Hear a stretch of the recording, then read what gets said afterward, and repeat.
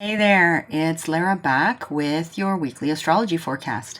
And this one's for the week of July 29th to August 4th, 2020. Welcome. Thanks for being here. Sorry I missed you on YouTube last week. I was at the lake, and if you follow me on Facebook, you would have seen I did a short video that I posted there, very short, because, I don't have Wi-Fi there, and we toyed with that for a little bit and didn't work out so well, so it's not very reliable, and it's just I can't upload a big old video. So I'm likely going to be there next week as well, next Wednesday, so I don't think you'll see me here next Wednesday, but I'll try to do the same thing and post a little short video on Facebook, so you can follow me there if you don't already, and the link to that is always below. We have a lot to talk about today in relation to the full moon that's coming up on August 3rd in Aquarius.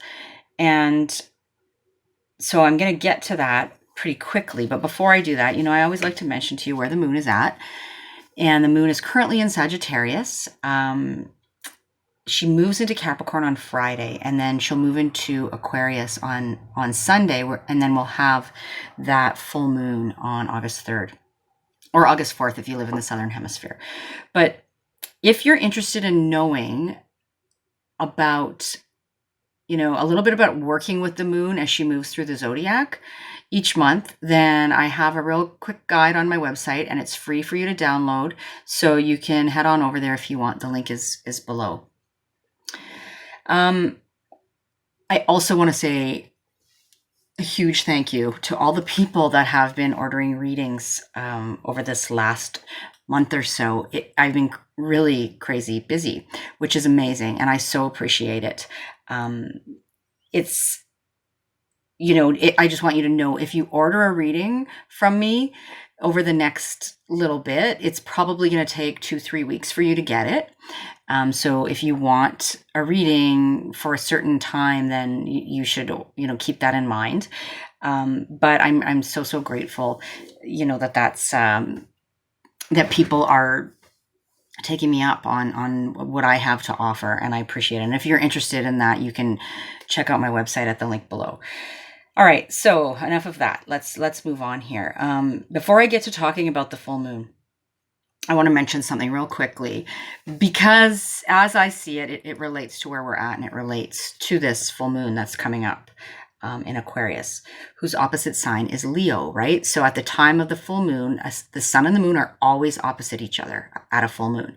So at this particular full moon, the moon will be in Aquarius, and the sun will be opposite the sky in Leo, which is where it's at home, right? Where it's in its glory kind of thing. So, and there's some other things going on that we'll talk about in relation to the full moon. But I wanted to mention to you that on August 1st, that marks the Celtic celebration, the Celtic holiday or holy day of Lunasa.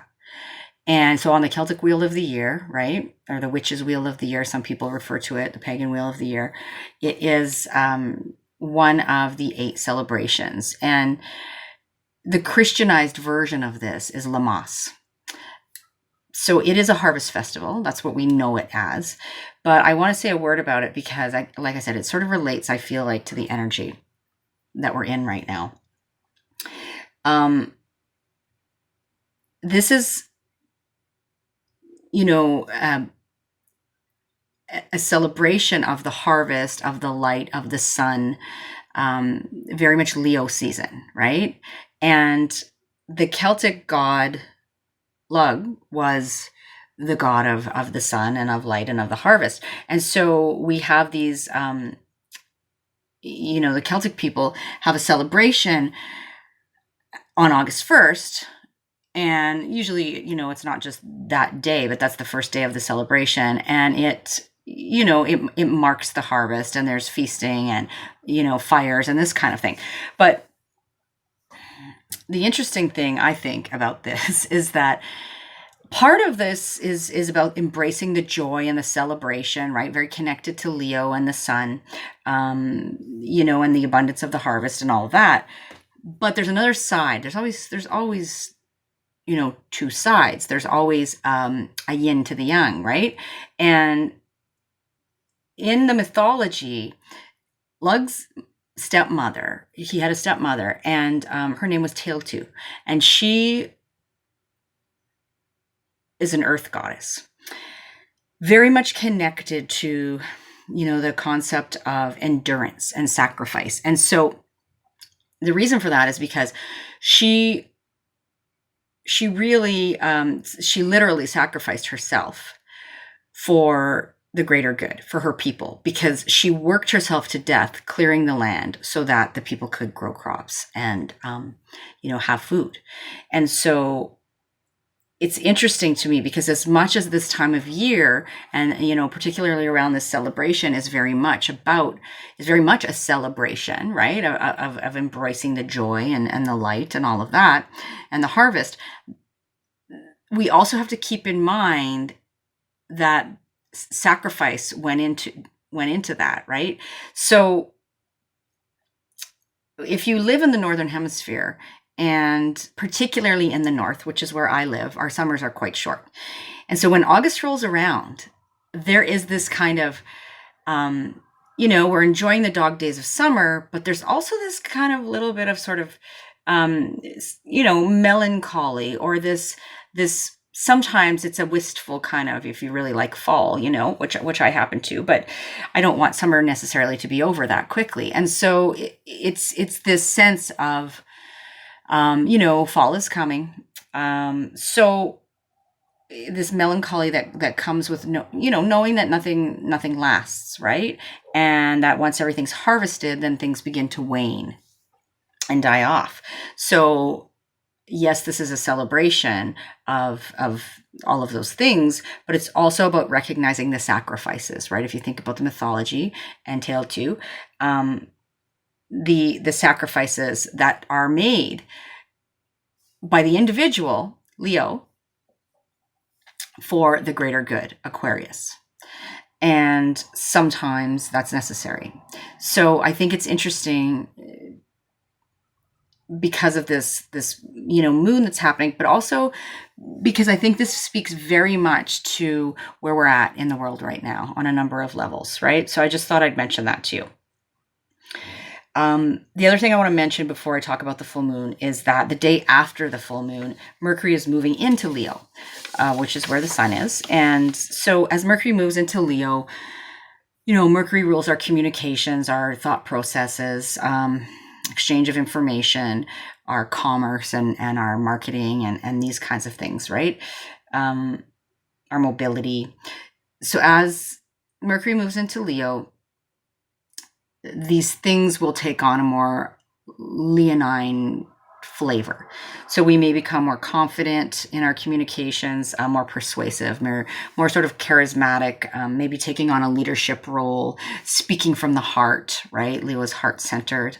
And then, of course, there's always a shadow side. So it could be, if this energy is sort of taken over the top, it could be attention-seeking behavior, being self-centered, really wanting, thinking that our needs trump the needs of everybody else, of the collective, being melodramatic, or thinking we're more important as an individual than other people or than the collective, right? Our rights and freedoms and our whatever are more important. It can be, we can be prone to talking more than we listen under this influence, that sort of thing. So I just wanted to mention that to you. And Mercury is in a tense conversation with Saturn at the time of this full moon, among other things that are going on, which I'm about to get to. So I want to show you the chart real quick, and then we'll speak to what's going on with the full moon. So here we have the moon at between 11 and 12 degrees of Aquarius, right? Fixed air sign. Across the sky in the fixed fire sign of Leo, we have the sun in its rulership there in between 11 and 12 degrees of Leo. So sun and the moon are always opposite each other at a full moon. But the real interesting thing about this full moon is that Uranus, the Disruptor, the Awakener, the Liberator, is here in Taurus, squaring in a tense conversation with this full moon. So we're going to speak to that when I talk in detail about the full moon. There's one other thing I want to point out to you. Of course, we got all of this Capricorn energy still going on. Saturn, which I said is directly opposite Mercury at the time of the full moon, also opposite asteroid Vesta. Pluto, which is squaring Eris over here in Aries, right? And then Jupiter, which is squaring Mars at the time of this full moon. And then there's asteroid Pallas as well. And, so here Mars, Lilith, Black Moon Lilith, Eris, Chiron. So Lilith and Eris here are really this strong female energy that is sort of this female warrior type energy. And I wanted to mention this to you because all of this Aries is squaring Capricorn and Cancer. And so I thought it was important to mention that. It's going to be a theme for the remainder of 2020. It has been a bit of a theme, but with Mars moving through Aries and going to retrograde there, right? And Mars is there until January. I can't remember the date, but all through the rest of the year, it's really amping up. It's really firing up that warrior-like energy in Aries and triggering Eris and Lilith as well, which is this really sort of the female energy of mad as hell, not going to take it anymore, right? And I think we're seeing the challenges, like women are challenging the patriarchy, the infrastructures, the traditions, the government, the institutions, all of these kinds of things. We see women at the forefront of this sort of battle, whether they're in political leadership roles or, the mothers who are on the front lines of the Black Lives Matter protests and protecting, standing in front of the protesters. There's many, many examples, women on sort of the forefront of the fight against, to end human trafficking, this kind of thing. So I thought it was important to mention that because I think we're going to see more of that as the year moves on.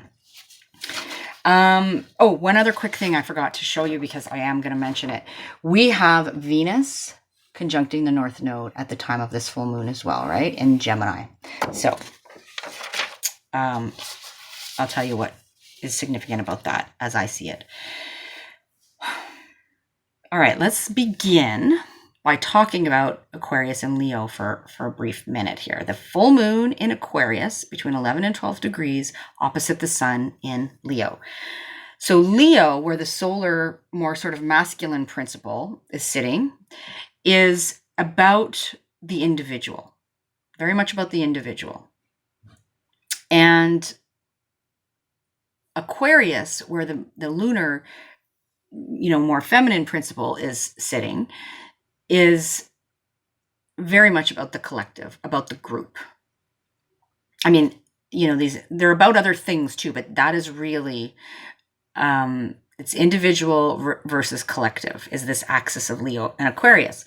And so that is being highlighted at the time of this full moon, illuminated, right? Full moons illuminate things, bring things to light, things rise to the surface, including our emotions. Often we may have crises, things come to fruition, things come up for release, for, we can have endings, we can have culminations, this sort of thing at a full moon. And so that's involving the Leo Aquarius axis, right?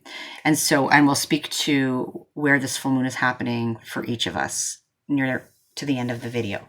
So sit tight for that. But there is this tense conversation that's happening between this full moon and the planet Uranus, which I pointed out to you on the chart. Uranus is the modern day ruler of Aquarius. Before Uranus was discovered, Saturn ruled Aquarius. And it's hard to wrap our heads around how Saturn, the planet of structures and rules and boundaries,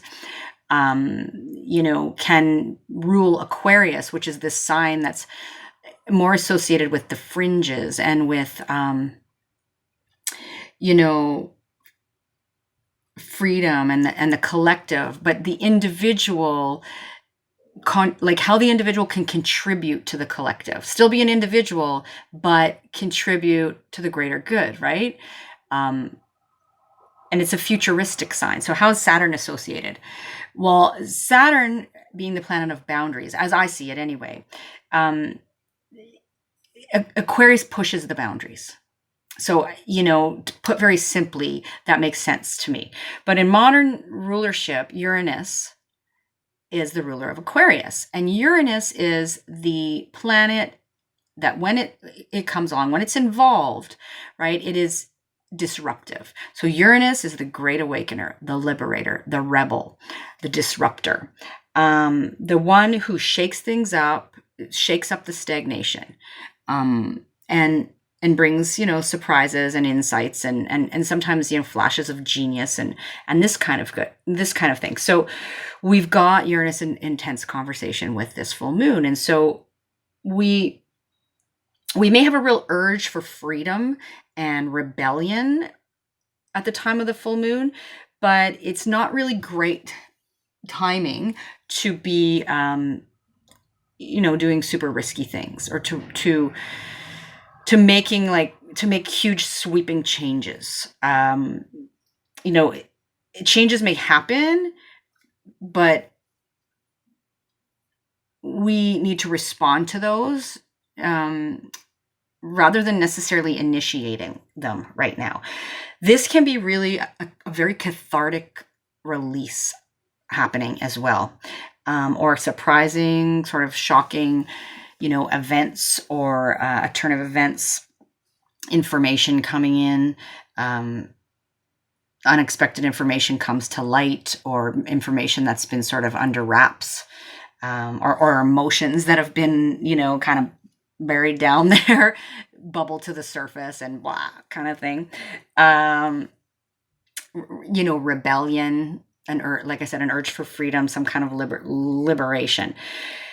There can also be some difficult conversations, potentially, or communications, challenging communications, or challenging sort of mental processing that's going on around the time of the full moon because of that Mercury Vesta opposition to Saturn, right? And Vesta is about, put very simply, the goddess of the hearth, what we are devoted to, keeping the home fires burning. There can also be, we have a Mars-Jupiter square going on, as I mentioned, at the same time, some kind of eruption, right? Mars over ideologies and beliefs, which is very Jupiterian, or like fighting for justice, Mars, Jupiter, that sort of thing can be going on. Individuals, Leo, challenging the group, Aquarius. The people, right, as a collective, Aquarius. The people is also the moon. Challenging the rulers, Leo. So, there's this real flavor of individual needs versus group needs kind of thing going on. And the other piece that I mentioned to you is Venus conjuncting the North Node in Gemini. Well, why is that relevant? So this full moon is happening in fixed signs, right? And Uranus is squaring from a fixed sign, Taurus. So the fixed signs are Aquarius, Leo, Taurus, and Scorpio. Fixed signs don't really like change. So disruption doesn't sit well with fixed energy. They like things status quo, slow to change, resistant to change and including changing your mind. And so, and like stability and security, that sort of thing. And so this can be particularly challenging when we've got this fixed energy being challenged by Uranus, right? But the North Node, our collective destiny, is sitting in the mutable sign of Gemini and the south node in mutable sign of Sagittarius. So, this is kind of a message, and Venus is there. Planet of love, relationship, beauty, aesthetic, pleasure, the pleasure principle, the attraction principle, right? And so this seems to be sort of a message that, our ability to be adaptable and mutable and flexible is really what's needed in the face of challenges and disruptions. And doing so, perhaps in relation to relationships, Venus, all those Venusian things, but also that maybe, if we're unsettled by whatever goes on at the time of this full moon, then harnessing those Venus energies can help us to kind of calm the waters, to dampen the fire or whatever.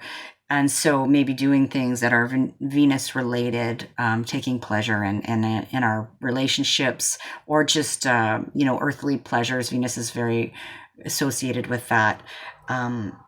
So I wanted to mention the mutability, because I think, 2020 is a time where it's really highlighting that North Node in Gemini, the need to be flexible, adaptable, that kind of thing. So, and that's tricky. That's tricky for fixed energy. So this full moon is going to be impacting, particularly those folks that have planets around the 11-12 degree mark of the fixed signs, right? So the middle of the fixed signs, which are, again, Aquarius, Leo, Scorpio, and Taurus. But we saw on the chart that the cardinal signs, if you have a lot of planets in the cardinal signs, sun, moon, rising, cluster of planets, what have you, you're still getting hammered by particularly the square between Aries and Capricorn, right? So there are some challenges there. So let's go through each of the 12 signs now, and I'm going to speak to where the full moon is happening for you. This will be based first and foremost on your rising sign. And then I'll speak to where Uranus is sitting, right? And challenging this energy, where this tension is coming from, and perhaps this potential disruption or awakening or liberation, these energies associated with Uranus. Excuse me. I've been talking a lot, doing recordings for readings, and then I had to retake the video as well because it cut off. So my throat's a little dry. Okay, let's get to it. So we're going to start with Aquarius, because this full moon is your full moon. It's happening in your sign. Before I say that, I should say, if you look back 6 months ago, not just for Aquarius, for everybody, the new moon in Aquarius happened 6 months ago. So I can't remember the exact date. Apologies for that off the top of my head, but you can easily look it up, the date. But around the time of the new moon, something would have been initiated. Some sort of new seeds were planted. Something began, right? New moons are about new beginnings. That is now reaching ahead at the time of the full moon in Aquarius. And so you can look back and maybe get a sense of what that's about for you. I also want to say that Aquarius is where the Saturn-Pluto conjunction is, the Saturn-Jupiter conjunction is happening at the end of this year. And then we're moving into this more Aquarian phase, right? Saturn, Jupiter, and eventually 2024, Pluto is going to move into Aquarius as well. So this is a long sort of haul evolution, but so this full moon is kind of shining a light on that Aquarian energy, giving us a little bit of a glimpse, perhaps, of things to come. And so it's important for us to take note in our own personal lives of where this is happening for us and the themes that may be triggered, right? So having said that, let's get on with it. And Aquarius will begin with you because this is your full moon, and it is happening obviously in your first house of the self. So that house is being illuminated by the full moon, house that has to do with you, as a person, your physical body and vitality and your approach to the world, how you project yourself out into the world, how you're perceived by the world, how you respond to the world, right? Respond to new experiences and just respond in general. So when things happen in the first house, it's quite significant. So you have these full moon energies, and please listen to the introduction, otherwise this won't make any sense to you, that are being challenged by Uranus and Taurus. And Uranus, that's disruptive, sort of liberating, rebellious energy, is sitting in your fourth house of home, family, roots, place of living, real estate, female figures in your life, mother figures, your sense of emotional security, this kind of thing. So that's where that square is coming from. Next, we're going to move on to Capricorn. I don't want to run out of time, so we're going to do this quickly, but do listen to the intro for context, right? So Capricorn, the full moon for you is happening in your second house, illuminating this area that has to do with your resources, your personal resources. So your money, your energy, your time, your material possessions, how you get your basic needs met, sort of like how you use your skills and talents to provide for yourself, what you place value on and importance, your self-worth. This is all second house. And so this is what's being illuminated for you at the time of the full moon. And then the challenge is coming from Uranus in your fifth house, Uranus and Taurus in your fifth house, which is about your children or children in general, children you work with, that you're associated with. It's about what sparks joy for you and how you have fun and what brings you pleasure, and your creativity and your individual sort of self-expression. So that's what's going on for you at the time of the full moon, the areas that are being hit. Then Sagittarius, for you, the full moon is happening in your third house, illuminating themes around your communications and, messages exchanged, your thought processes, your immediate environment and the people in it. So your neighbors, your cousins, your siblings, your teammates, your peers, this kind of thing. And mobility, usually sort of like short distance travel. And then the square is coming from Uranus and Taurus in your sixth house, which is your daily routine. Your daily grind, what you do on the day-to-day, including how you address issues of health and wellness. Illness falls into the sixth house.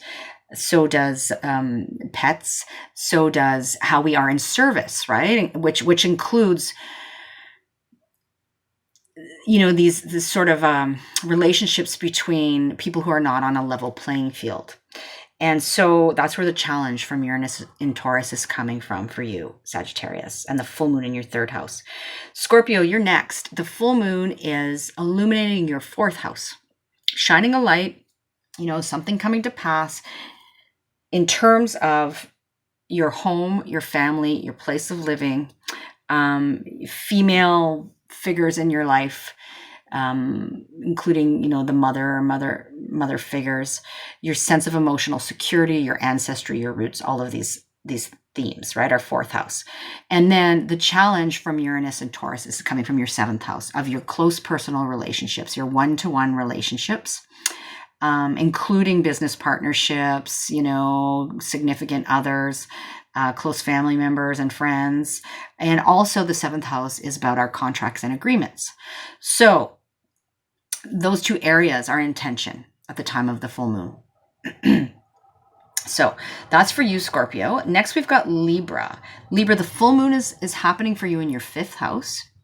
And the fifth house this is shining a light on issues around, how you have fun, what brings you pleasure and joy, children, creativity, romance, these kinds of things, right? And then there is this tense square from Uranus in Taurus, some potential disruptions that arise, in relation to the eighth house. So the eighth house is your vulnerability. It's about the resources that you share with others. It's about your intimate connections with others and how you merge and are entangled with other people, right?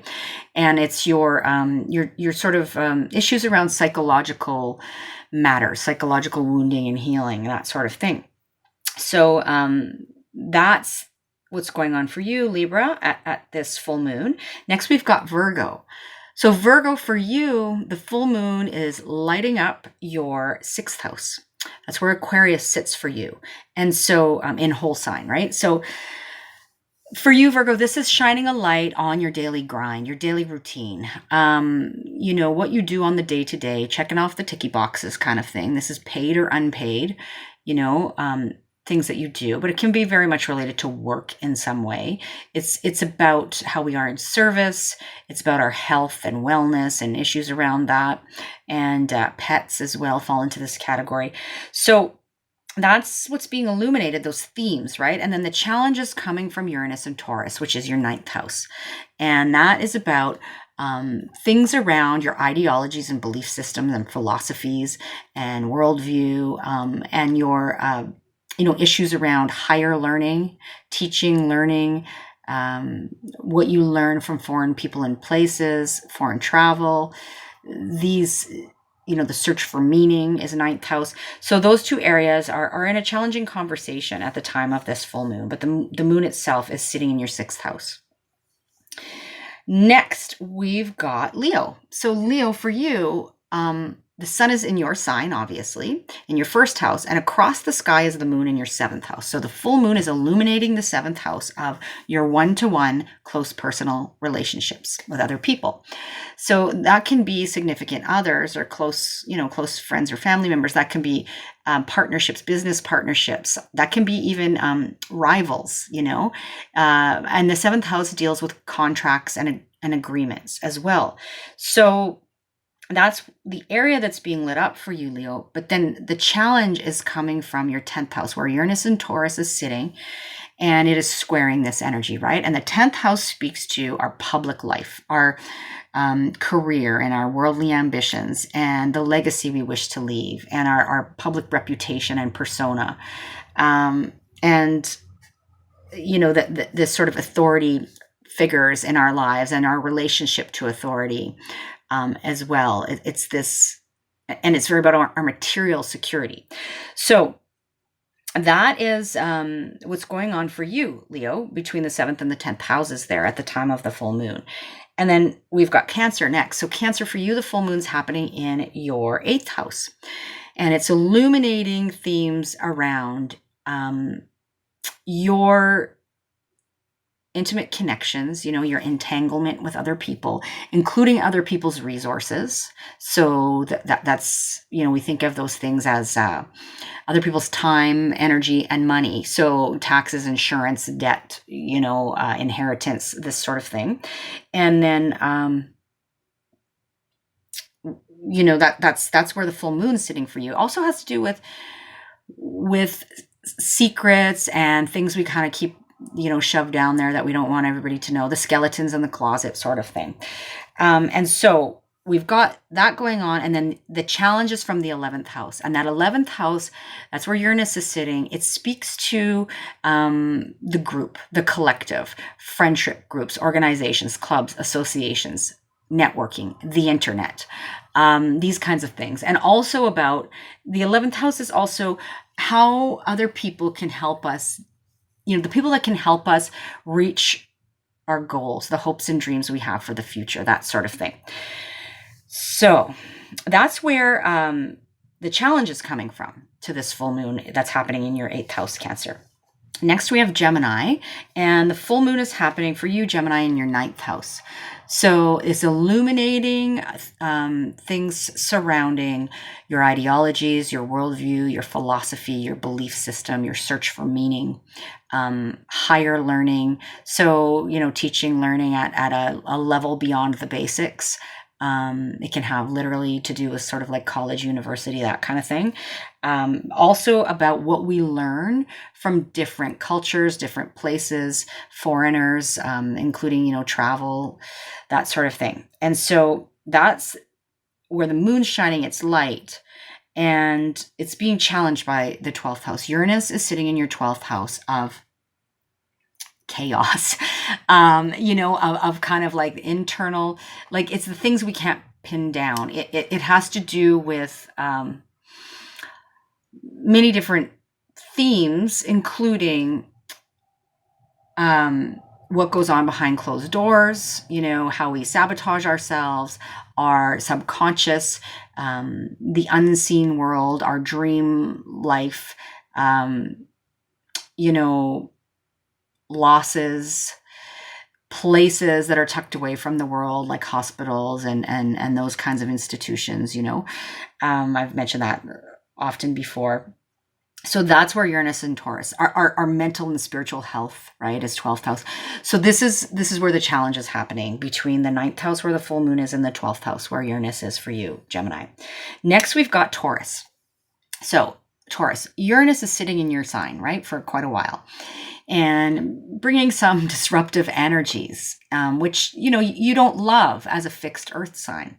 So there's a bit of a challenge already going on for you. But at the time of this full moon, the full moon is actually illuminating, right? Shining a light on your, a very public part of your chart. It has to do with your career, your worldly ambitions, the legacy you wish to leave, your public persona and reputation and status, your relationship to authority and authority figures and your own authority.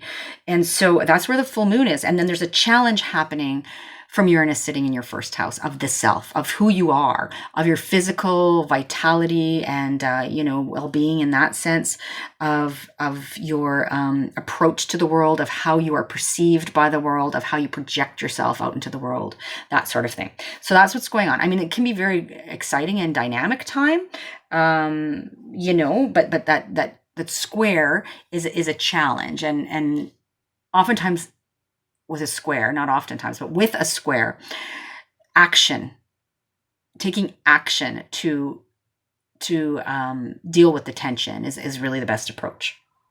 So next off, we have Aries. The full moon is happening for you, Aries, in your 11th house, illuminating themes around friendships, groups, the collective, networks, clubs, the internet, online sort of forums, that kind of thing, but also about the people that are walking the same path as you, about the people that can help you reach your hopes and dreams for the future, and what those hopes and dreams, what your vision for the future entails.